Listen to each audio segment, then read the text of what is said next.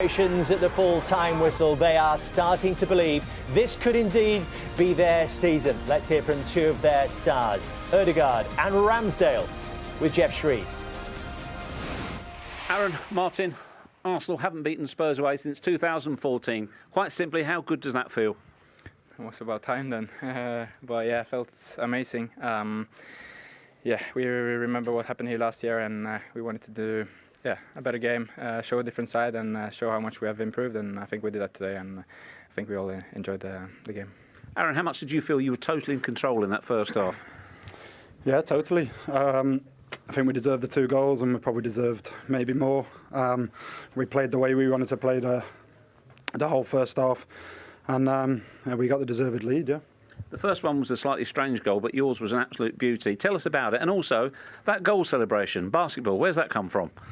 It's just something we talk about a lot inside the team, something with basketball, so that's why we did it. And Rambo tells me to shoot all the time, so finally I did it, and you see what happened. Aaron, you more than played your part as well. Some big saves there, particularly from Son and Kane as well.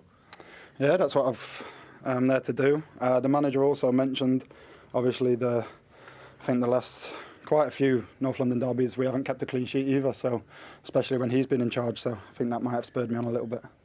Of course, it's been a terrific day for you, but what happened at the end? You seem to be involved with a fan as well. Can you tell us exactly what happened? Yeah, obviously, the Spurs fans were giving me some throughout the second half.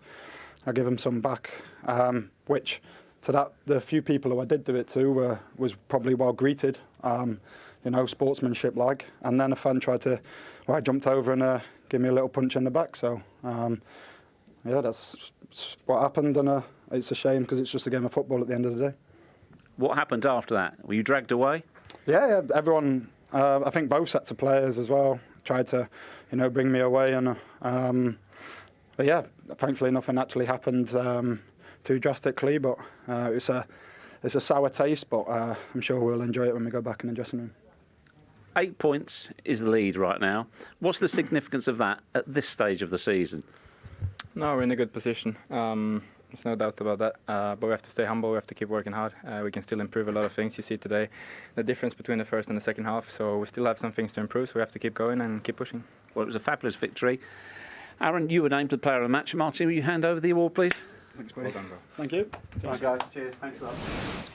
Some very impressive performers in that Arsenal team today, but they talk about that sour note. Let's just clear up what did happen at the end of the game involving Aaron Ramsdale and that fan that came down from the Spurs section behind his goal at the end of the game. Jamie, this is just something we do not want to see at football. Of course, it's completely unacceptable from the Spurs fan.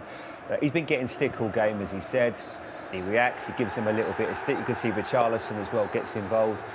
This is part of football, that. You're always going to get a little bit of stick, but for a fan to come and do that, as we see it as it unfolds now, and come onto and try and kick a player that's played in the pitch, it's completely unacceptable. He's got to get his water bottle, he's got to get his gloves.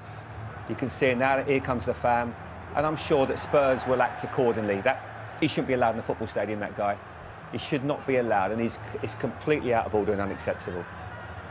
Yeah, and I'm sure that is not the last that fan will be hearing of that. We certainly hope not. This was Arsenal's day, Paul. You said it right from the first moment. You felt it.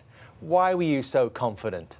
It's just the way Arsenal have been playing and Tottenham have been playing. I mean, it don't take Einstein to work that out. Tottenham are letting in 2 goals every week. And Arsenal are playing the best football they've played in many years. But this game is always different. Yeah, Arsenal have been here before, full of confidence. Yeah, not like this. Not like this. They're top of the league. They're flying along. They're beating records. They're on a roll. Yeah, I just couldn't see it. I just couldn't see it with Tottenham. I mean, they play 3 at the back. They play 2 holding midfield players, and every week they let in 2 goals. I mean, I don't know how you get away with it. I mean, it's unbelievable. Bar the Palace game, which if Palace had Harry Kane, as I said before, they would have won 4-0 that day. You can't keep on turning it on and off like a tap. And people forget about the second half. The first half was embarrassing at the highest level. I've never seen a derby game. Well, I mean, the last one was like that when Arsenal got steamrolled, but not really like that. Like that. They got steamrolled. They were outclassed, weren't they? Outclassed. Just outclassed. Everything Arsenal were doing, you could see there's a plan. You know, there's a patterns of play, and Zinchenko comes inside, and Saka will come and then go, and then, Partey will come short, and the other 2 go forward or open the game up. It's cuffy, Tottenham. It's off the cuff. Cuffy. Yeah, if it happens, it happens. You can't see any plan. I mean, the second goal, and we're going to talk about it in a minute, the goal is kicking the ball, 1989. I mean, he's getting the ball and they're kicking it out of his hands. I mean, that happens on Sunday morning at Wellman Scrubs. Do you know what I mean? You can't do that. There's two centre-halves sitting there waiting for the ball. I feel sorry for the midfield players. They've been left to be embarrassed today. But now, as a result of that, Arsenal are 8 points clear. The biggest lead they've had in the Premier League since they last won the title in 2004. So, do you believe? I think it all comes down to next Sunday. I think next Sunday, I think it's the game. I think if Man United go and beat Palace away, you know, which I do expect them to do the way they're playing, they go to the Emirates, and I think if Man United win that game, they're 3 points behind Arsenal.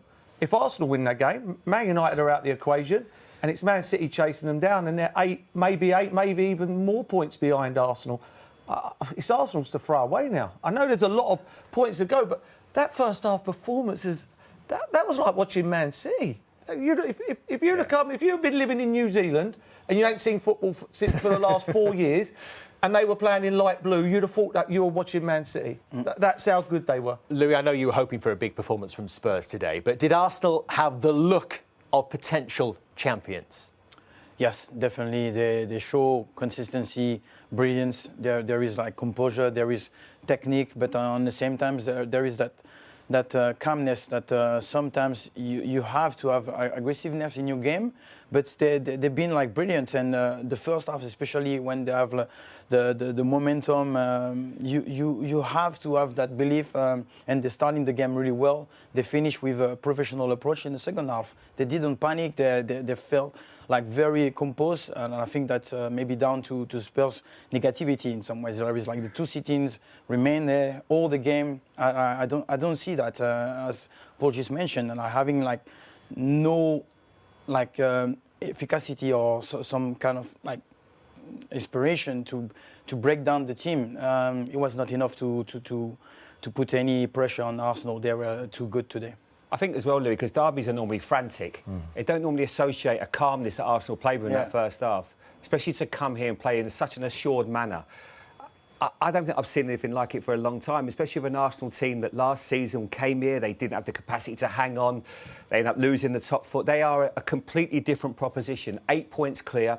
The only thing that I feel could get in their own way is maybe a couple of injuries. I look at Thomas Partey in that midfield and the job he does. If you were to lose him, they haven't got anyone that can come in and do that role. Mercer says he could have played there.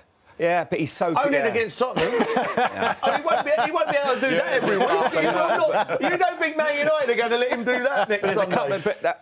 There's a couple of little things that will have to go their way, but I must admit, I'm enjoying watching them play. And that's the best 45 minutes of football I've seen all season from a team, especially in a cauldron like this when you've got to show cool heads. I thought they were magnificent today, Arsenal. Well, Paul says that big test is against Manchester United next Sunday at 4:30 live on Sky Sports. First Spurs reaction now. Here's Eric Dyer with Jeff Shreves. Eric, put simply, particularly in the first half, was that just a bad day at the office? Yeah,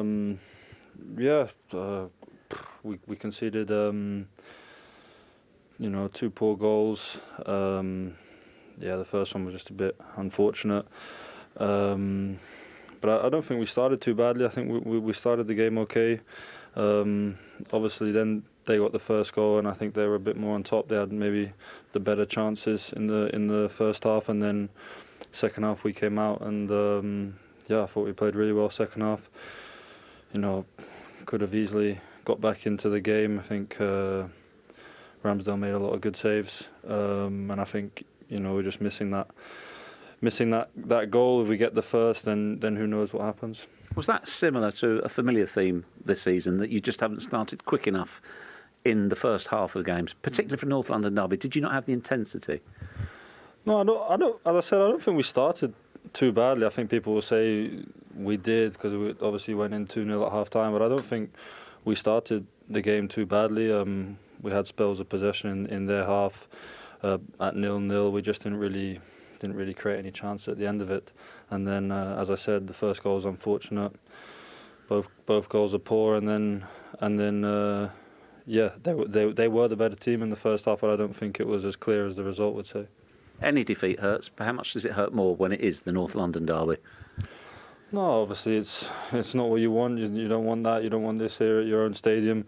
you never want to lose here, especially against a rival. But yeah, it is what it is. They're a very good side. They're top of the table for a reason. It's over now. It's done. We just got to move on.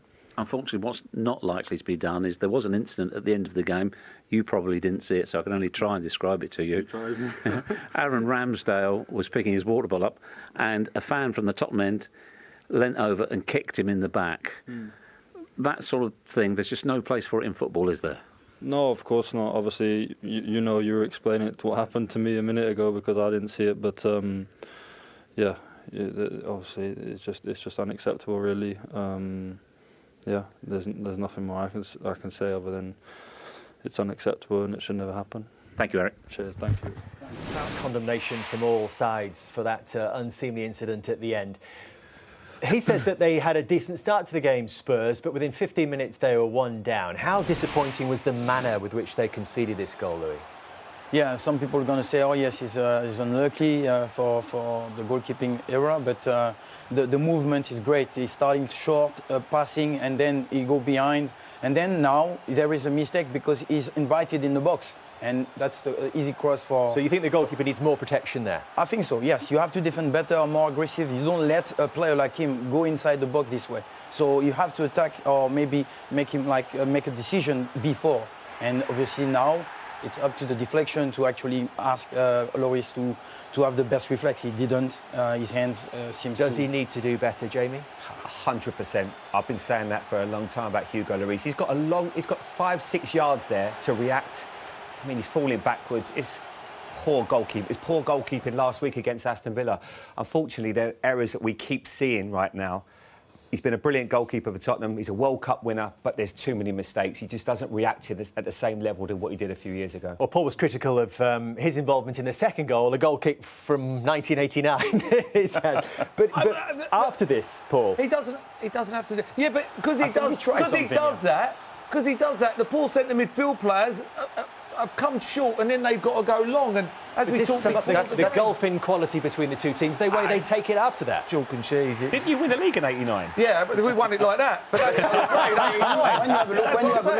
When you have a look, Papsar goes forward here and he opened the thing. Yeah, and then he's late to the ball on Odegaard. But I see Liverpool do that against Arsenal live. But all of a sudden, Odegaard got away and he put Martinelli in, and Martinelli scored. But here again, I felt sorry for the two midfield players. They're playing against three of the best players at Arsenal. But the finish from Odegaard, his 8th of the season, he's the top scorer. A Rolls-Royce of a player, isn't he? Different gravy. Honestly, different gravy. His brain, his awareness, he makes every right decision. If you watch him on a football pitch, he is. You could see why he was at Real Madrid at 16, 17 years of age. He's one of the best in the Premier League. You know, we talk about Kevin De Bruyne. Of course, he's the number one. He's number two. He makes things happen, you know, and it's so hard to pick him up because Partey's so good. Really smart piece of business. But he's so smooth on the ball as well. But Paul made a really good point in that, because when you got a 2v3, because Arsenal outnumber you in there, they've got Granit Xhaka, Odegaard, and Thomas Partey in the pivot, and it made it so difficult. So for Tottenham, I actually felt sorry for their two midfield players. Højbjerg and Sarr, they're trying to get close to him. They're trying to push up into areas, trying to make it a 2v2. You can see they're trying to engage onto Thomas Partey. But what you've got to remember is behind you, you've got such a threat in Odegaard. Then all of a sudden you've got a 10, 15-yard gap. Saka pulls into an area. Now he's got 20 yards of open space. You've got Sarr, Højbjerg, they're too late. Now you can see it opens up. Saka plays the perfect pass to him. He's got time to get it out of his feet and hit a beautiful strike. And that was a problem. The 2v3 in there, they always got outnumbered. He tried to change it a bit second half. But they're not just three players that are average. They are three quality players that know their role. You've got Partey in the pivot, then you've got the two midfield players with Xhaka and Odegaard that cause you such problems, because a midfielder, you don't know whether to go out to them, you don't know whether to stay in the middle. They just keep popping it round you. And then also you add to that Zinchenko comes into that midfield as well. So all the time they're doing a Man City on you. You can't get near anybody. Yeah, I feel sorry for the two midfield, because what Partey does there is just unbelievable bit of play to turn and get it out wide. A lot of centre midfield players there have controlled it and gone back to Ben White, and the centre midfield players' job's done, and they're like, I've done a good job. But because he's so good and so smooth, he gets on the turn, he plays it out wide, and they're away. And I felt sorry for the two in midfield will sleep. But that's well a debate, you know, where we're saying they're trying to have like the momentum, but some confidence in midfield. Until you find a proper centre midfield with the position right, making sure that you have the aggression, but the technique, the calmness, you're going to get in trouble. Bentancur be that player? Not here today, I think that Conte has been asking that player. You know, you could have like a lot of talent, but you need to have that experience. The Partey, the Casemiro, the Fabinho, all those players have like immense influence on the team. You say, could he? But he is that player. He is that big a blow, I think, for Tottenham, for him not to be playing at the moment. He got injured in the World Cup. You can see the difference when he plays. The results since he's been out of the team have been... it's a massive shift. Do they find it harder to keep the ball without him? Massively, because he takes the ball in tight areas, he can drive with it, he adds a goal-scoring threat as well. It's huge not having him in the team. You've got two very similar players, you know, in Sarr and Højbjerg. You need that bit of class, and that's what they haven't got when he plays. Kulusevski's still not quite at the level because he had an injury, and you do miss Bentancur. It's not enough of an excuse, because what compounds it more than anything for Spurs is that Arsenal are playing such great football. And when you don't mind, if you're playing that type of football that Tottenham are playing, you've got to win. And the fact that they're not, and Arsenal playing such good football, makes it even worse for the fans. If you're playing free at the back like Tottenham play, your best two players have got to be your wing-backs, because they've got to get up and down, and they're not their best two players. You look at Chelsea, when they play free at the back, they have Chilwell and James. They're the best in the business. You know, Tottenham's, they're not. They're probably their two weakest players, really. Well, no, yeah, defensively, Sessegnon, Saka was just too much for him in the first half. Yeah, too much. He's not, for me, he's not that kind of player, is he? And he should have been helped. I felt sorry for him. You know, he's getting isolated 1v1. I don't care who you are. If someone's run at you with pace, you're going to get ripped to shreds. More live sport coming your way tonight. If you're watching on Sky Sports main event, you're heading to the NFL. The Bills have just extended their lead, I'm hearing. 20-0 now up against the Dolphins on Super Wildcard weekend as that continues. And there's WSL action tonight as well. West Ham taking on Manchester City right now on Sky Sports Football. And on Sky Sports Premier League, stay with us. Can't wait to hear from the managers. Antonio Conte will have contrasting emotions to the jubilant Mikel Arteta.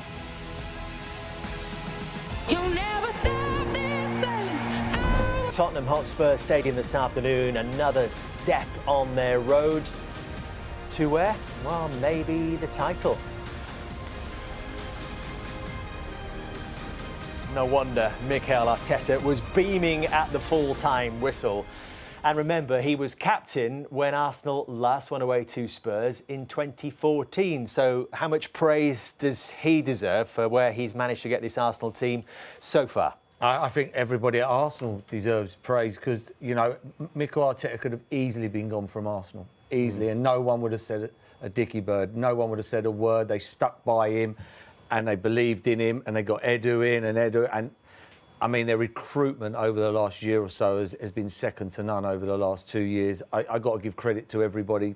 Everybody could have pushed the panic button, got rid of Arteta and moved on again. They didn't. And this is what you get when you get patience. And that's, you know, that's what you hope that Chelsea will do with Potter. You do, because you give patience, and this is what you get. It needs time. It's hard. This league's 3.5 years to this point. But this league's the hardest league in the world. Everybody, you know, every game is a hard game, you know. And for me, I give credit to everybody, and then I give credit to Arteta and the way him and Edu have worked together, you know. And there's been a plan, and they haven't just gone, I'll have him, and him. They bought players that are going to come in and play in the team, play a certain way. They've got Partey fit now. He plays every week. You know, even the young lad, Nketiah, who probably could have had a hat-trick today on another day. He's been patient. He's waited for his chance. You know, he stayed fit. He hasn't, probably just been sitting around going through the motions. And then all of a sudden you get a chance and you're like, oh, I'm not ready. That's also up to the manager as well to create that harmony within the group, isn't it? Yeah, as you can see that by the way, you know, the way he brought all the players away then, you know. And, yeah, there's a real feel-good factor, you know. I mean, they win next weekend. I just don't see how they get stopped if they win next weekend. The Kroenkes deserve credit as well, because they could have pushed the button. Yeah, they could have easily have done that. And it 100%. didn't seem like yesterday the fans were protesting the fact they weren't happy with the players, the recruitment. And it's Super League. He's exactly right. Yeah. You need that little bit of patience. They've got a very special manager there. And I can't lie, I doubted him as well, but he has done an incredible job, everything, on and off the pitch. And here's his reaction to a 2-0 victory at Spurs with Jeff Shreves. Mikel, a terrific victory for your side. What brought it about? Everything. I love the way we played, the courage that we showed to come here and play the way we played. And obviously, we have a job. We can make a lot of people happy. And I'm sure tonight we made a lot of Arsenal fans very happy. I'm sure your side made you happy too as well. What in particular did they do for you today? Not for me. It's the way we Not for you, but for you, not for you personally. Everything that we ask them, they are so willing always to try to do it. It's a terrific group of players. But today I think we went another step. Obviously we won this season, last season in bigger stadiums, but especially the way we won today, I think it's very pleasing to watch. Was it the character your players showed, the bravery, if you like, to play their style of football away from home at ground, which, as you well know, because you're in the team, you haven't won, not this particular ground, at Spurs since 2014? Yeah, which I was here, but it shows, again, not only determination and courage is great, but then you need to have the belief and then you have to have the quality to do against this team what we've done today. So that's down absolutely to the players. Did you also do the ugly side of the game well today in terms of the hard work, the hard graft, the defending, as well as popping the ball around? Yeah, we were really aggressive. I think we were really intense in our high press. We regained so many balls. We won so many duels. We managed those balls. After that's really good. There are a couple of moments they're going to create you chances and openings, and they are a very dangerous team. But I think overall we did a lot of good things today. Now, I don't want to spoil your day. It's a fantastic day. 8 points clear at the top of the table, but you have lost out on a transfer target that you were heavily linked with, Mudryk. How disappointed are you about that? I'm very proud to have the players that we have. We always want to improve the squad. The club is the first one that is trying to do everything we can to improve the players, but I think as well we have to have some discipline, you know, and we have to be very consistent in the targets that we want, but as well what we are able to do in each moment, and we can get those players better. So let's focus on that. Have you got enough, though? Have you got enough players here now? Because you fell short last season, you didn't have enough options. Is it vital, if you like, not get carried away, but you're top of the table right now, but as you know, those leads can disappear very quick, and there's a lot of football to be played. Yeah. Do you need more numbers? That's what I said yesterday, that obviously we had some injuries and some long-term injuries, and this is not helpful, but we can focus on tomorrow, train better, review the game, and go day by day. The window is open. We will try to improve the team, but there are a few parties that always are involved, and the club is willing, and they have my support. I have their support, and we will try to do it together. Very calm, collected, not worried about the Mudryk one, not telling us anyway. And look at where Arsenal sit in terms of the most points ever after 18 games of a Premier League season. All the teams above them and around them, bar Liverpool, have gone on to win the title. Liverpool got 97 points and finished runners-up in 2018-19. Arsenal currently 47 after 18. That works out on a points per game basis. They're tracking at a 99-point season if they keep this rate up. Surely no one's catching them if they continue at this kind of pace. What can stop them from this point, Louis? You've been part of a title-winning team twice. Does the pressure start to build the deeper we get into the season? Could that harm them? Well, I think that having a little break during the World Cup, it's something different. So sometimes you lose momentum, you have heavy legs, you're starting to have scrappy games, but that's not the case this year. I think the momentum is still here. You can see the creativity. They have players like Odegaard. They have like a lot of quality. So the only thing I can see is like just lose that approach on every game, that aggressivity, that technique, that belief. Because whatever like the players are picked, it's still the same foundation. They still have the same confidence. So I feel like if they keep that same momentum, no one can actually disrupt their game and believe. So I do think that nothing apart from themselves can actually do that. And it's a unique year. Normally we'd be thinking, well, Liverpool are going to be chasing. Liverpool have been so poor this season. There's something not quite clicking at Manchester City right now. So they've just got to keep... it's a cliche, we've got 2 title winners, but it just feels like it's just got to keep taking each game as it comes. Next week at home to Man United, I know Paul's been speaking, it's a really tough game and there's a lot of pressure. Couldn't ask for more. When you're top of the table, you've got Man United coming to your own place, bring it on. They must be in that kind of form and that confidence after that result today, Paul. Oh, yeah, I mean, they're flying along. You know, winning the league, it's how you bounce back. You know, there'll be times in the season they're going to lose a game. You know, I would be shocked if they went the whole season. It's when you lose that game, like they lost at Man United. next week they won straight away. You get back, you can't be going 1, 2, 3 defeats on the trot or 2 defeats and a draw. It's how they're going to react. I think it's a massive football match next Sunday. I think it don't get any bigger, if I'm being honest. Man United beat Palace. They go there, and you've got the 2 banging form teams in the whole country. You've done the build-up for us. I don't think we need any more. No, Come on, Aaron, 4:25. That makes it already. It does. I mean, you don't need Einstein to do that. I mean, but you've been saying consistently that Arsenal need to strengthen. I think we all thought. I think that Mykhailo Mudryk probably thought that he was on his way to Arsenal. So how painful is that one to lose out to Chelsea, who presented him at Stamford? Sort of settle their books. But again, do you applaud the approach, Paul? Because we heard Mikel Arteta talking about we need to be disciplined. So clearly, if Chelsea gone in with a bigger offer that Arsenal were not prepared to match. 100%, and rightly so, because all of a sudden the money's gone. It would have gone to. He's probably getting more money at Chelsea.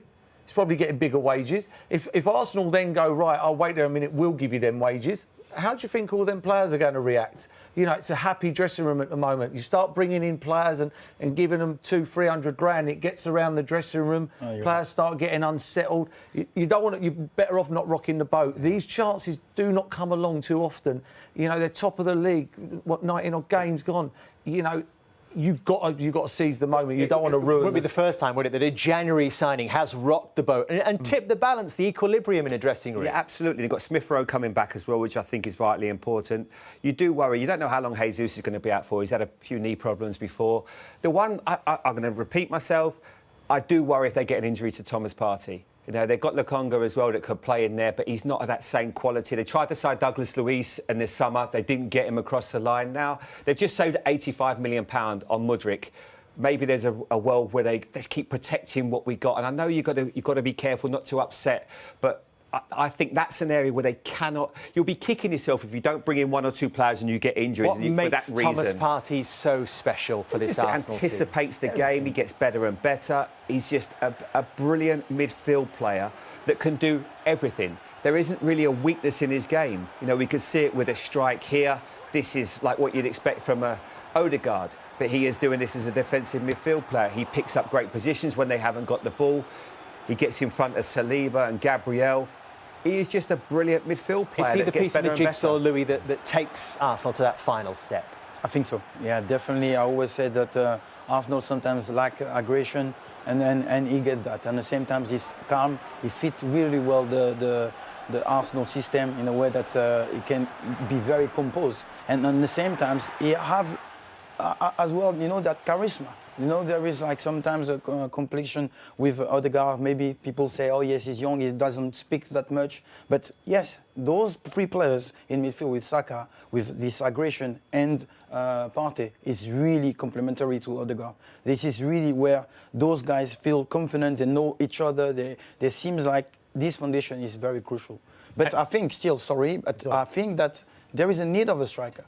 Yeah. We still need. Well, you at Manchester United would have 3 or 4 to juggle. Yes, all the time. And because the season is so long, it's a marathon, you always need that creativity of someone who's going to be out of form or maybe injured. You still got that same maybe profile or different profile. Even alone, maybe, just go and get a striker, because if you sign someone, it's very difficult. They're hard to find. They're hard for us to get a striker. I mean, we all got get a striker, name one. No, you don't need a striker, you know. Yeah, but with Thomas Partey, he does everything so simple. Yeah. So simple. He breaks everything down, and his little 5-yard passes through the lines. You know, not spraying 60-yard balls all over the pitch. Breaks it down, Odegaard, and it's so hard because you either leave Odegaard and he will punish you, or you step off Partey and he just runs the show. It's unbelievable. He's in there on his own. It's not like he's playing in a 2. And no one gets near him. But he still can't get him. Yeah. And then you've got the other. It works so... But that isn't just something that is off the... Merv mentioned the word cuffy. It's not off the cuff. No, they do that. They work on it. They work into areas. They bring Zinchenko in. They outnumber you in there. And that's why they're so good. It's so frustrating. I'm sure Tottenham players at first half must be thinking they've got 12 players on this pitch because we couldn't get near anybody. Like this, yeah. A reminder for you, if you needed it, that Arsenal take on Manchester United next week on Super Sunday. We're watching it together, I think, at home. Look forward to your company then. Next, we're going to hear from Antonio Conte, a very different side of the story, and wonder where Spurs go from here. That's next. You'll never stop this thing. Antonio, not what you wanted today. What did you make of it? It was difficult. It was difficult to come back after you conceded two goals. But especially when we conceded the first goal, we had the possibility to level the game with Sonny, and I think the keeper made a fantastic save. And then they scored the second goal. I think this goal could kill everybody, but not my players, because then in the second half I think that we tried with a big effort to score, to create problems at Arsenal. I think that the keeper made a fantastic save today, and yeah, you know, and Arsenal is a difficult opponent now, and like Manchester City, I think both teams are they are going to contend to be title contenders until the end to win the Premier League. And today we played against a strong team, but at the same time I think that I have not great disappointment for the commitment of my players. I think that they showed a great pride, great desire, great will to try to come back. But sometimes in the past we did this, and today I think also the keeper was really good to avoid to concede a goal yeah. You're absolutely right. Aaron Ramsdale was named the player of the match for the number of saves he made. But put simply, do you think today you just have to admit that Arsenal were the better team? But for sure, Arsenal, I think that also today, also tonight, they showed to be a really good team, and I think honestly, and also I'm sure that today it wasn't easy for them to play against us, especially with this atmosphere. And instead they showed to have a great balance, and to eat in the right moment, and then to suffer also in the second half, because they suffered a lot and they showed the resilience. And when a team is good to do this, it means that they are ready to fight to win the title. And I think with Manchester City, they are the only two teams that they are going to fight for the Premier League this season. You're fighting for a place in the Champions League right now, 5 points away from that as we speak. Do you see enough with the players you have here now and the way that you have played so far this season that you can qualify for the Champions League? Or does that feel like a big space for you to catch up? But I think, first of all, that we have to try to do our best, to continue to work really hard, and at the end of the season we'll see which is our position, for sure, and for a Champions League plays or a Europe plays, and there are teams like Chelsea, like Liverpool, United, and now Newcastle. But also in England there are a team like Brighton and Brentford. I don't want to forget some teams, and it's really difficult. It became difficult because I repeat, every team, every club can spend money, and you go to play against a team that you think this is medium low, and instead you find important players that play with the national team. I said in the past, and I don't want to repeat, and it will be a difficult season, but at the same time we have to try first of all to recover all the players, because today I was happy to see into the pitch again Deki, Kulusevski, and also Ricci for 20 minutes. I opened the next game to recover Rodrigo Betancourt. Lucas Moura, honestly, I don't know how long time, how much he needs to recover. But I think this is the first step. And at the same time, I think that in this period, in this difficult period, we found players like Papasar, like Gil, and also Skip. He recovered from his injury that can help us until the end of the season. Lastly, your opinion on the incident at the end of the game where a supporter kicked Arsenal's goalkeeper Aaron Ramsdale in the back. That has happened today. What is your opinion of that?